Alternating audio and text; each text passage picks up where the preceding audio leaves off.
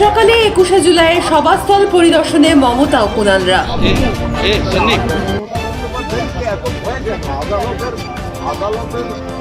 কিন্তু তার প্রশাসনিক যে বিষয়গুলি আছে এটা আগে কেউ স্বীকার করুন। 1993 সালের 21শে জুলাইয়ের গণহত্যার পর থেকে কবি সুভাষ মুখোপাধ্যায়কে মাথায় রেখে কমিটি করে মানুষকে বলে ব্যাংক অ্যাকাউন্ট খুলে শহীদ পরিবারগুলিকে আর্থিক সাহায্য দেওয়া, তারপর মমতা বন্দ্যোপাধ্যায় যখন যেভাবে সুযোগ পেয়েছেন শহীদ পরিবারগুলিকে কাজের ব্যবস্থা করে দেয়া, প্রত্যেক বছর 21শে জুলাইকে একটা গোটা জাতীয় ভারতবর্ষের